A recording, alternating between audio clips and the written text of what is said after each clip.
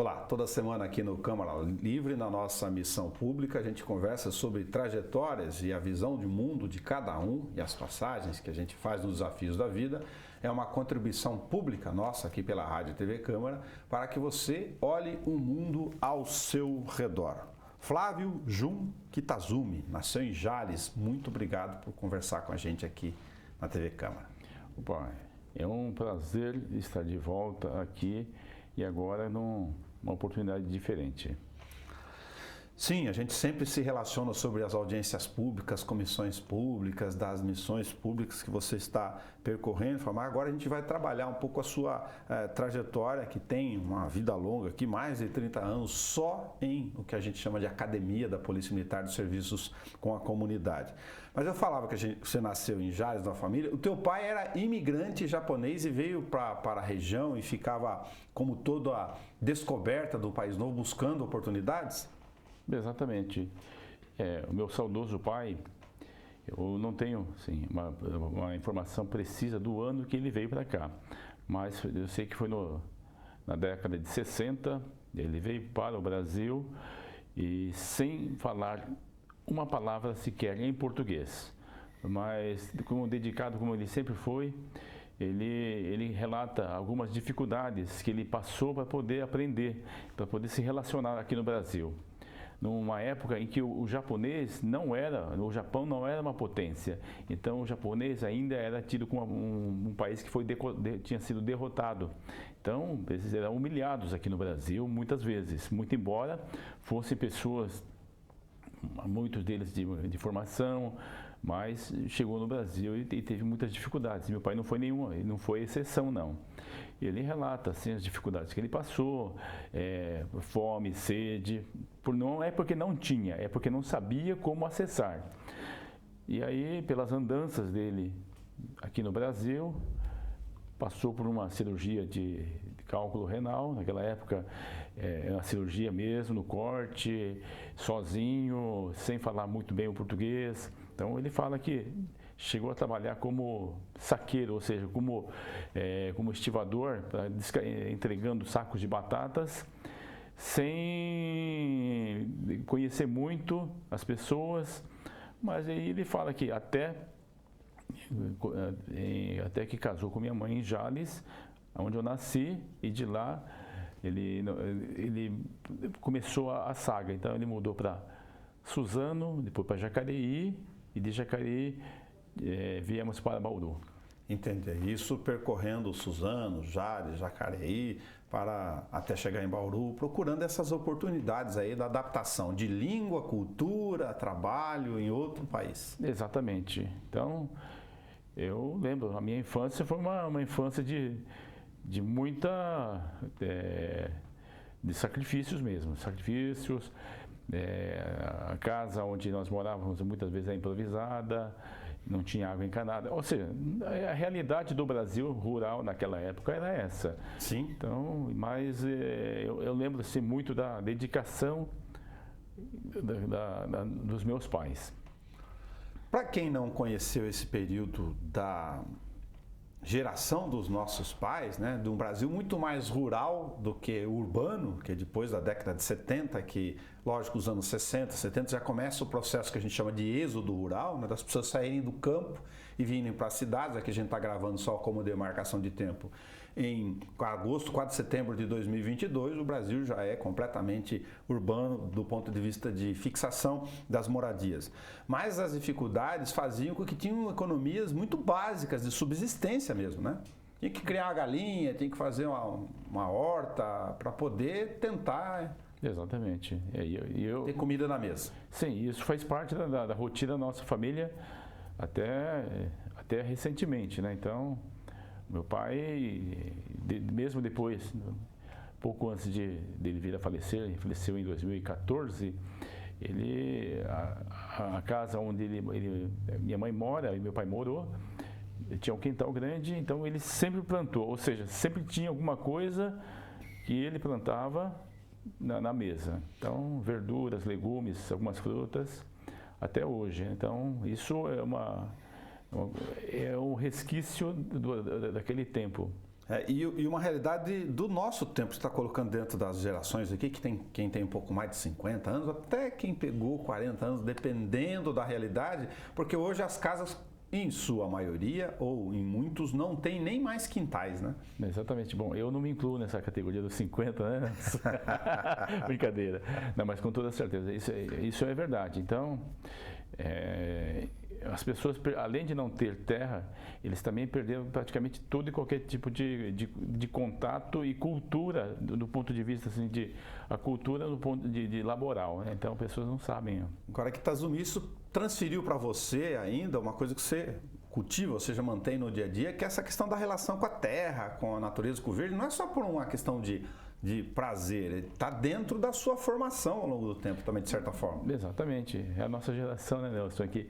Bom, a nossa geração, muitos não tiveram esse contato, mas aqueles que tiveram, acho que até hoje preservam de uma maneira ou de outra, né? Sim, realmente, isso acompanhou, porque desde a nossa visão até o lazer nosso, muitas vezes ele é final de semana, quer ir para onde? Para um lugar mais ameno. A gente fala sobre isso, essa experiência, a gente conversou, lógico, com outros de origem, descendência oriental aqui. A gente trata, por exemplo, as colônias japonesas, muito interessantes na história da cultura nacional, do engajamento e do entrosamento com o Brasil, que recepciona todo mundo. Mas nos anos 50 e 60 lá, é preciso lembrar de que para as condições da época, tinha muita resistência, não só da questão da língua, né, por causa do pós-guerra, né, a questão do Japão na Segunda Guerra, derrotado, né. Exato. Isso teve um peso muito grande para esses que vieram. Exatamente. Existe uma palavra que denomina decassegue. Então, as pessoas que saíram, ou seja, mas muitos saíram com a expectativa de vir aqui fazer a fortuna no Eldorado e retornar para o Japão. Então, numa condição melhor. E aí, isso fez com que as primeiras gerações, primeira e segunda geração, eles procurassem preservar fortemente a cultura. Então, dentro da casa, era praticamente obrigado a se falar a língua japonesa, os costumes. Escrever, né? Que é completamente diferente. Exatamente. Isso, de uma certa maneira, é muito bom, tá certo? Eu acho que as pessoas têm que, os povos têm que preservar a sua origem. Hoje, praticamente, isso se perdeu porque mais de 60, 70, acho que são 80 anos da imigração. Então, os japoneses hoje no Brasil estão bem, já estão bem, essa miscigenação, não só com as diversas etnias que acabaram se encontrando aqui, ainda tem muitos traços, mas no entanto não tem mais aquele choque que havia no começo. Então para nós isso aí, nós vivíamos se não em colônias, mas eles moravam, as famílias japonesas moravam um próximo do outro. Então, ou seja, o pessoal já identificava aquela região ali tem os japoneses. Hoje já é diferente, né? Em Jales ainda tem, né? Tem um conjunto de japoneses, enfim, próximos, formando quase uma colônia mesmo, como a gente fala hoje, de uma outra forma, né? Exatamente. Ainda já bem descaracterizados, mas Jales ainda tem uma boa parcela da população de origem nipônica. Sua mãe é descendente também? Sim, minha mãe ela é filha da segunda geração. Meus avós maternos são japoneses, só que ela já nasceu no Brasil. Entendi, não é decassegue como se fala, não. Que veio da terra. Tá. No início dos anos 70, a família vem para Bauru, nessas andanças que a gente está falando de oportunidades, né? Quantos não estão se vendo na mesma história aí de procurar, né, oportunidades de sobrevivência nessa nossa trajetória? E aí, logo em seguida, ou muito próximo disso, você já entra na Polícia Militar? Não, ou não ainda? Não. Eu cheguei em Bauru em 72, na verdade acho que foi janeiro de 72, ou dezembro de 71. Aí eu ingressei na Polícia Militar em janeiro de 86. Ah, bem mais à frente. Bem mais à frente. 86, tá certo. Então aqui nós fixamos praticamente Bauru foi a cidade onde, graças a Deus, fixamos, nós tivemos aí conseguimos, o meu pai conseguiu alinhar, então, na questão do que ia fazer. Então, ele era agricultor, mas aqui em Bauru ele fixou como floricultor. Então, desde o plantio a comercialização, e depois tivemos que variar para as plantas ornamentais. Entendi. Mas, e como comerciante, como floricultura e feirante também. Tá. Como você também aprendeu esse ofício, tal, lógico, da própria relação com o pai, para ajudar em casa. Quando você escolheu a Polícia Militar, lá quando era jovem, você consegue hoje olhar para o tempo lá para falar com os jovens o seguinte: olha, o que me levou a escolher a Polícia Militar na época foi... Olha, Nelson, isso aí é uma coisa assim curiosa, porque bem nos anos 84, 85, a nossa família teve um problema, porque foi na época que criou o núcleo Geisel, e aquela parte alta do Geisel começou a jogar o esgoto no rio Vargem Limpa. Então isso afetou a cultura de quase todas as famílias japonesas. Alguns plantavam verdura, o meu pai plantava... Que estavam ali no fundo de vale ali. Sim, exatamente. E aí isso mudou radicalmente, então tivemos que adaptar. E isso repercutiu financeiramente. Então, naquela época, eu estava propenso a fazer uma faculdade na área de agricultura. Então, e aí eu me vi obrigado a buscar uma área onde eu poderia me manter. E aí os cursos militares, as escolas militares, eram aquelas que tinham um perfil melhor. A educação do meu pai, embora não fosse de militar de formação, mas a cultura oriental era rígida. Entendi. Então, aqui a disciplina não tinha dificuldade. Você ia falar, disciplina lá em casa por cultura, disciplina cá na academia também. Exatamente. Então, a única coisa que mudou foi um pouquinho da estética, mas a cartilha era a mesma. Você acha que a sociedade consegue hoje, enfim, na reserva, como policial militar da reserva, lógico, mais de 30 anos de experiência com todas as etapas e suas trajetórias, a gente vai comentar alguns passos aqui, consegue, por exemplo, entender essa questão de hierarquia e disciplina? Isso está já bem na cabeça do cidadão comum em relação à polícia militar? Não, eu acho que isso aí é muito próprio da cultura da caserna, dos policiais militares. Isso é próprio dos policiais militares. Então, eu diria assim que isso ele é muito importante para a formação, para a sociedade paulista, para a sociedade brasileira, mas ela tem que estar dentro de um grupo de pessoas. Muitas vezes por causa do quê? É o próprio da sua função. Então, como é que isso aí, Nelson?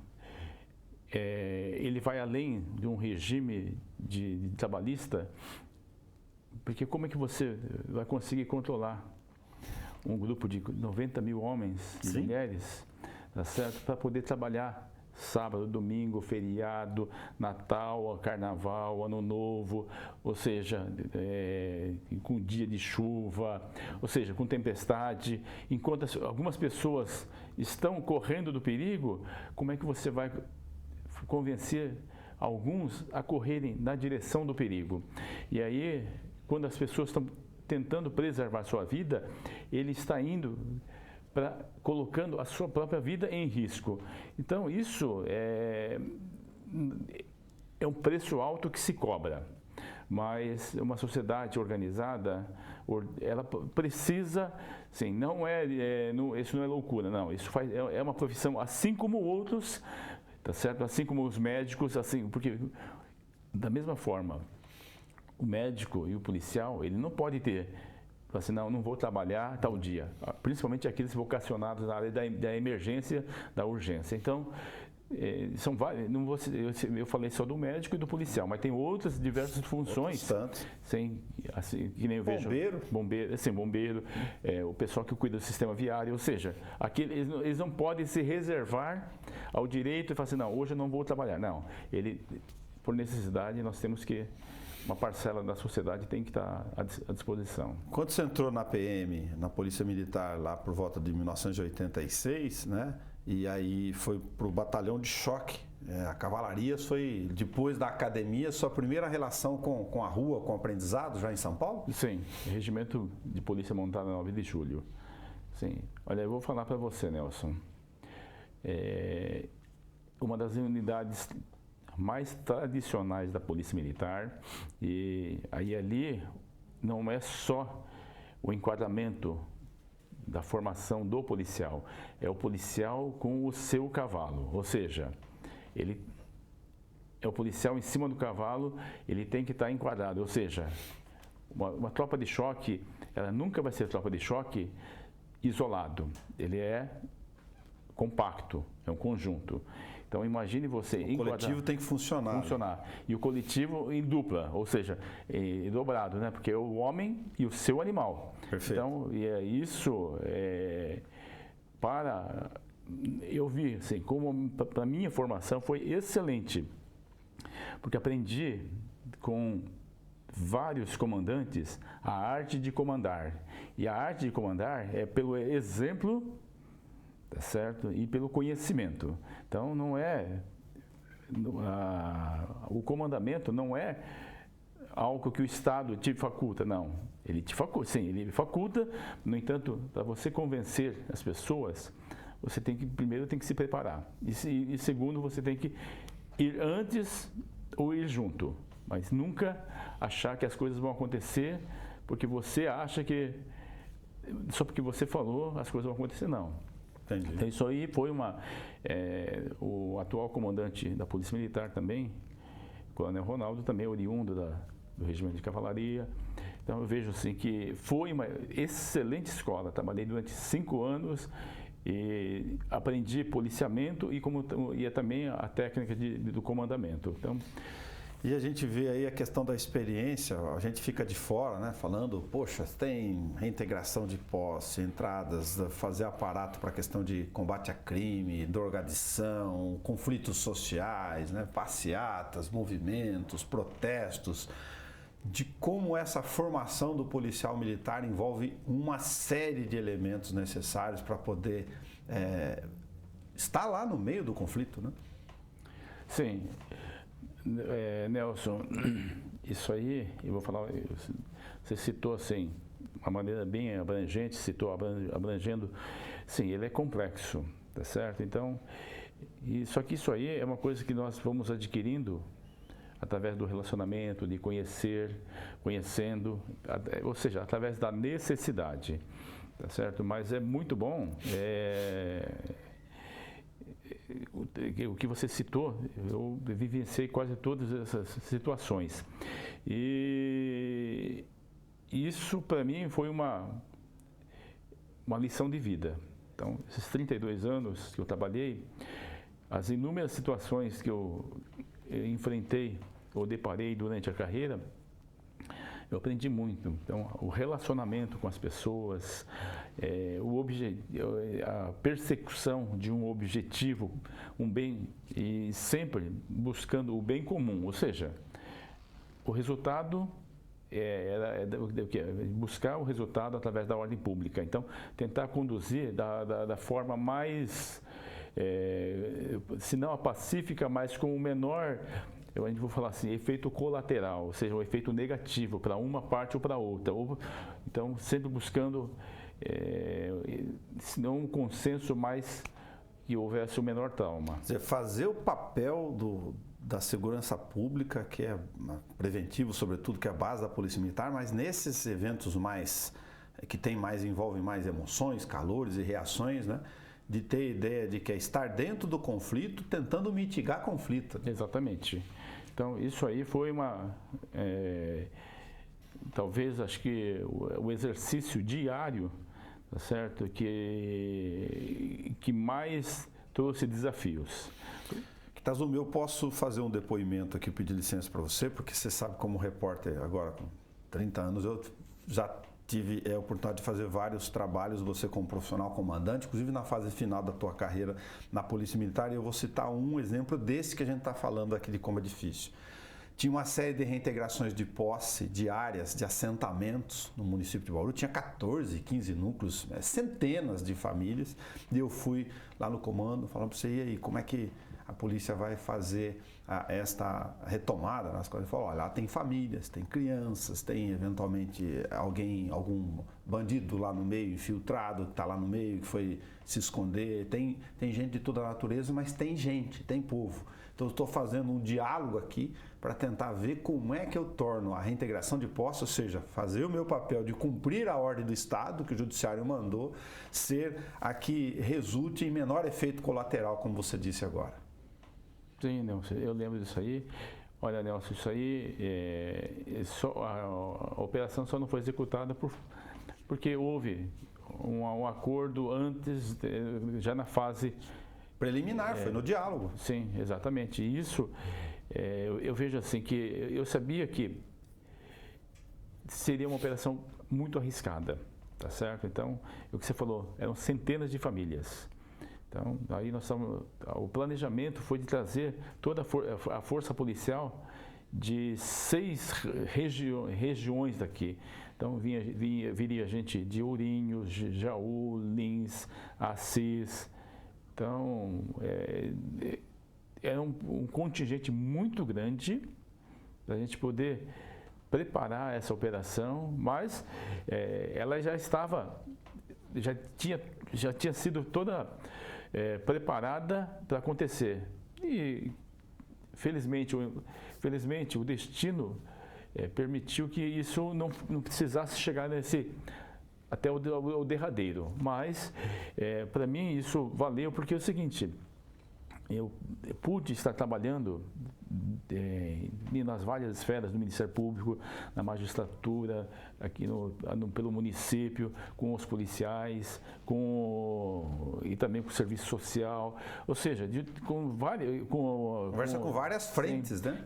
Inclusive com a imprensa, ou seja, foi um trabalho fantástico, de uma maneira assim que até hoje, algumas cenas me passam na cabeça, como você citou, as reuniões preparatórias, da gente poder chegar no consenso, fazer todo o levantamento. Sim, isso aí são experiências que a gente vai carregar com a gente. Tenho certeza que aqueles que participaram comigo nessa parte da elaboração também vão, porque foi muito marcante isso aí. É uma noção quase óbvia, mas o sentido de hierarquia e escala dentro das esferas, das faixas de comando da Polícia Militar, eles estão lá consolidados como se fosse água e vinho lá, fazem parte de uma questão orgânica já de disciplina. Olha, Nelson, eu vou falar, isso está bem atrelado à questão de tomada de decisão. Então, a gente fala assim, eu vejo assim, aprendi que o comandante é uma figura muitas vezes isolada, porque é o seguinte, nós podemos buscar todas as ideias ou as soluções, mas alguém tem que assumir o risco de tomar a decisão. E muitas vezes isso você tem que fazer submetendo a sua consciência, muitas vezes o que é? O risco. Então você tem que avaliar todos os riscos e você não pode transferir a responsabilidade de uma decisão para uma outra pessoa. Você tem que assumi-la. Entendi. Então, isso eu aprendi muito comigo. Então, o peso da responsabilidade, principalmente quando você decide errado, é muito pesado. Então, você não pode transmitir para uma pessoa que estava do seu lado, mas ele não tinha a mesma responsabilidade de decidir. Agora eu imagino a questão aqui, só lembrando que eu estava falando o tempo, com mais de 30 anos de PM, mesmo pegando aqui 86, a gente estava falando hoje, 40 anos depois, se você chega num lugar, por exemplo, de mata, que tem uma operação da polícia especial para fazer o planejamento, então naquela época você tinha que fazer o desenho da mata, hoje você entra no Google, vê se tem alguma coisa lá, sim, se for preciso pega um drone, consegue fazer um sobrevoo para mapear, inclusive lá, as ferramentas tecnológicas evoluíram, felizmente, bastante. Sim, com certeza. Isso era o nosso sonho naquela época, né? Fala, uxa, eu vou entrar lá tem uma árvore e um monte de gente lá, mas... Sim, mas mesmo assim, até as ferramentas tecnológicas são fundamentais. Só que a experiência em qualquer profissão, tá? A experiência, muitas vezes, e a capacidade das pessoas de tomar decisão. Eu vou citar assim, uma matéria que eu li recentemente, no caso do piloto que pousou o avião no Rio Potomac. Ou seja, se fosse deixar a máquina decidir, ele ia ter, com toda certeza, ele iria tentar retornar para algum aeroporto para poder pousar. Só que o piloto, ele teve o quê? Ele sabia que não ia conseguir chegar a lugar nenhum. Então, ele, pela sua experiência, tá certo? Ele tomou uma decisão inusitada, que é pousar sobre o Rio Gelado. Ou seja, essa resolução que ele chegou é que salvou as vidas. Ou seja, então, a tecnologia ela é muito importante, mas ela em nada ainda não vai substituir ainda a decisão das pessoas. Muito, muito legal. As bases comunitárias pegaram a criação de um período que fez parte da sua trajetória também, né? A polícia militar, no caso, que é a tua carreira, ela sempre teve essa relação natural com o meio, né? As pessoas falam do dia a dia. Ficou tão comum isso que a gente costuma dizer, com razão, de que tem algum problema, seja dor de pé ou briga do vizinho, liga 190, né? Automático. Correto. Na cabeça. Passou mal do coração, nem lembra do SAMU, o número na cabeça. Correto. A primeira coisa que vem na cabeça do universo imaginário das pessoas é 190. Mas a PM, num determinado momento, percebeu que isso precisava ser sistematizado e começou a distribuir bases comunitárias perto dessas comunidades onde tinha maior população. Eu particularmente achei muito interessante isso, ao longo do tempo que eu faço jornalismo. Como que você viu essa experiência? Porque você viu ela nascer e ir implementando no tempo. Sim. Quem trouxe assim, a doutrina de polícia comunitária para o estado de São Paulo e para o Brasil foi o coronel Alexandre Canova Cardoso, que na época ele era o comandante do 4º Batalhão, e ele estava cursando o doutorado profissional, e ele trouxe esse desafio e compartilhou conosco. Então, até transformar essa cultura de polícia comunitária que ele trouxe, salvo engano, dos Estados Unidos, e colocar isso, trazendo para a nossa realidade e disseminar, foi um passo assim, bem crucial. Então, eu lembro que tanto eu, acho que naquela época, o coronel Ayrton, o coronel Meira, eu, e junto com todos os outros, coronel Messias, Wellington e toda a oficialidade, começamos a tentar entender, porque era uma polícia tradicional, era uma polícia que estava acostumada a trabalhar aquartelada, e partindo de uma polícia que ela aprendeu a buscar, a conhecer o que acontecia em cada região para poder entender, tá certo? Então, o porquê, o comportamento das pessoas, o comportamento daquela região, e junto com isso buscar a solução dos conflitos menores. Sim. Então, é trânsito, é uma segurança primária, então é falta de iluminação, a circulação limitada, ou seja, por uma via esburacada, uma via que não interligava, ou seja, isso foi umas coisas que nós começamos a entender. Então, só que Bauru tinha a realidade de Bauru daquela época para a realidade atual, nós tínhamos uma grande vantagem. O nosso contingente, o contingente do 4º Batalhão, era mais de 1.200 policiais militares. E hoje, acho que é em torno de 800 policiais. Mas isso se deve ao que, Nelson? Se deve a um reestudo que houve dentro do Estado, que foi o que é? É distribuir o efetivo através do critério de população. Então, ou seja, onde tem mais gente, mais relação profissional per capita. Só que por que Bauru também tinha isso aí? Por conta da concentração de presídios, que Bauru, na época, era um dos lugares que tinha mais presídios. Então, e quem executava a guarda, a segurança das unidades prisionais era a Polícia Militar.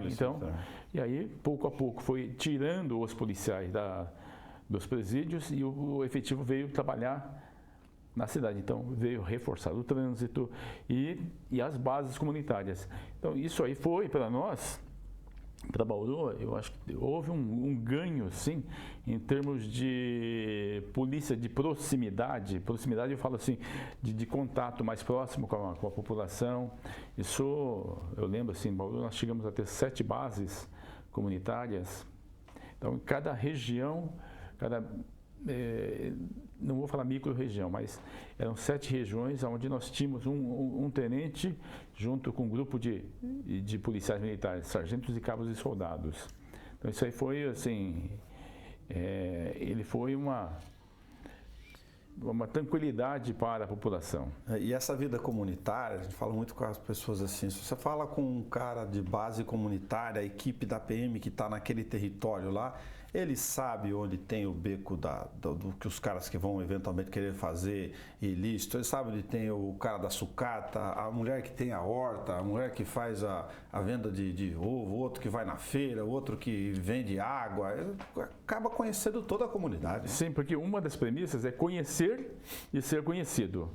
Então, isso, sem sombra de dúvida, Nelson, isso aí era realmente, hoje, que nem a medicina preventiva faz isso, né, que é a saúde da família. Sim. Então, ou seja, isso é muito importante porque torna o acesso muito mais assim, mais rápido. Ou melhor, não é o acesso mais rápido, mas, ou seja, ele não tem, o médico conhece. O diagnóstico ali mesmo, exatamente, territorial, né? Fica muito mais perto. Cazumo, como é que o policial lida, em particular, de decisões, conflitos, e é uma carga de estresse, de adrenalina, quase o tempo todo, ao longo de toda a carreira, mais de 30 anos disso. Que experiência te ficou dessa ideia de viver sempre só a carga de adrenalina próprio da própria atividade? Olha, Nelson, eu vou falar, tem um aspecto, eu me vi assim com 30 e poucos anos, com hipertensão. Tenho hipertensão até hoje. No entanto, aprendi que buscar a serenidade, ou seja, embora o motor rodando RPM alto o tempo inteiro, o processador em altíssima velocidade, mas ao mesmo tempo buscar sempre serenidade na tomada de decisões. Então, porque isso aí é uma cobrança que todo comandante ele se vê obrigado, porque o que eu falei para você, tomada de decisão é uma coisa muito ele é complicado porque a decisão recai sobre uma pessoa, tá certo? Ele muitas vezes ele pode compartilhar, ele pode pedir apoio, uma orientação, no entanto, quem vai decidir? Faz, não faz, vou ou não vou? É uma pessoa, é o comandante. Então, eu aprendi muito cedo que eu tenho que domar os impulsos e buscar uma solução racional dentro da legalidade, dentro da moralidade e principalmente buscar o menor risco. Então, você tem que entender, assim, uma força armada que vai para a guerra, muitas vezes, eles contam com a perda dos soldados. Agora, o policial militar, então, o comandante de polícia militar, ele não pode pensar dessa maneira. Então, ou seja, não é que ele vai fazer uma operação, eu perdi 10% do meu efetivo, não, isso é muito.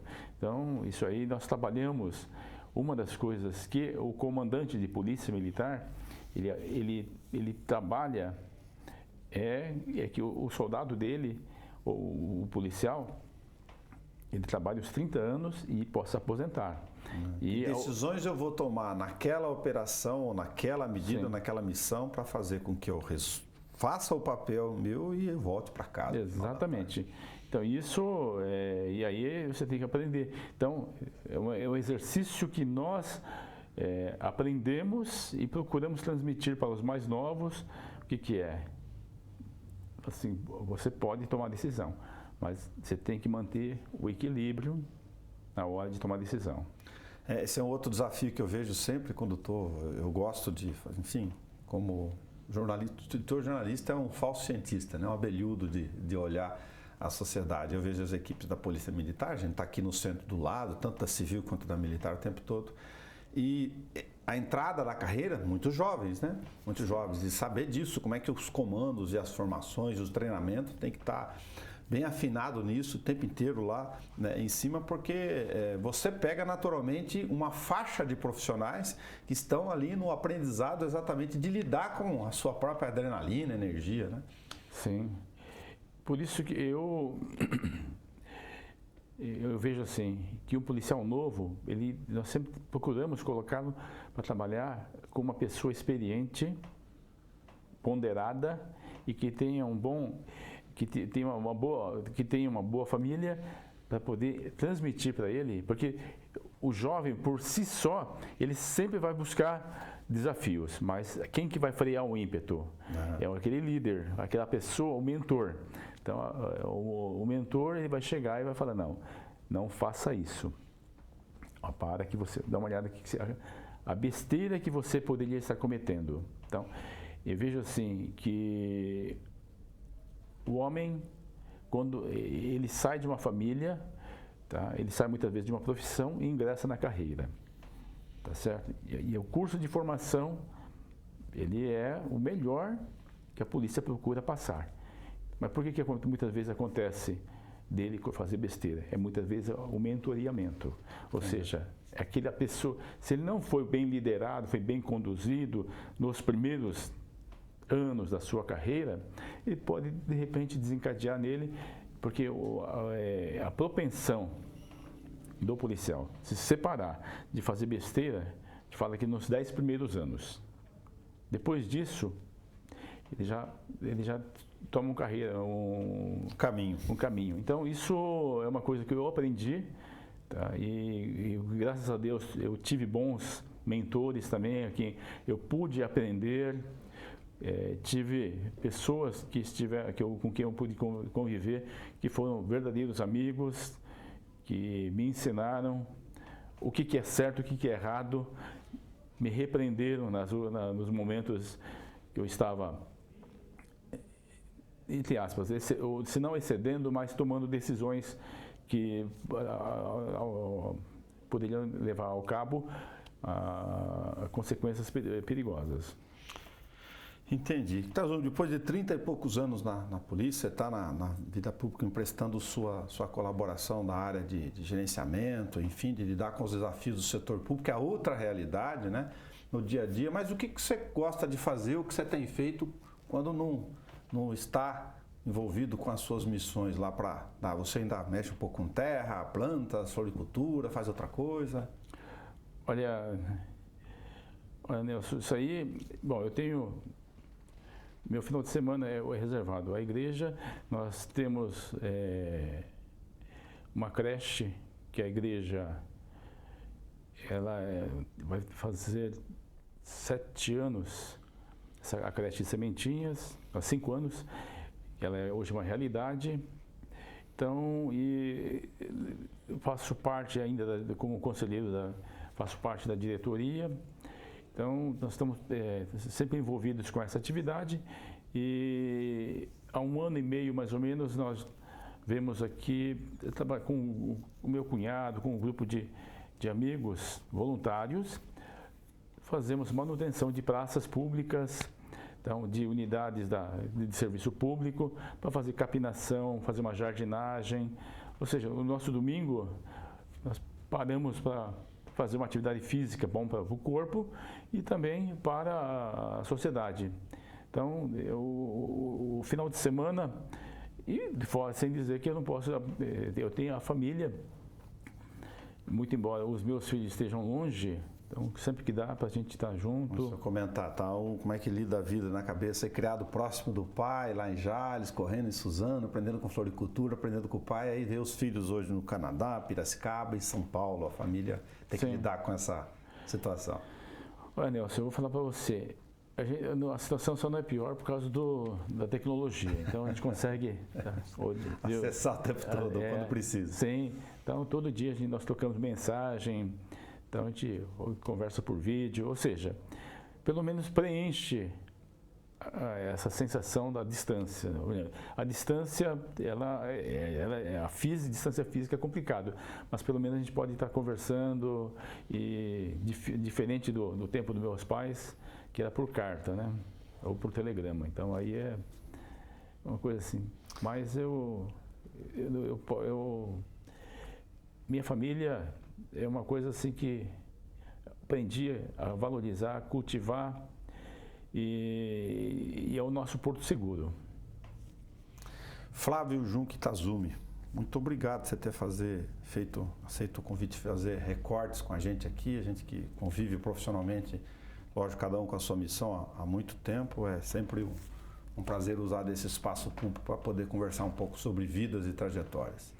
Nelson, eu agradeço ao convite, tá certo? E eu procuro fazer muito mais, sim, porque eu tenho muito maior, eu vejo assim que o ser humano ele tem que retribuir.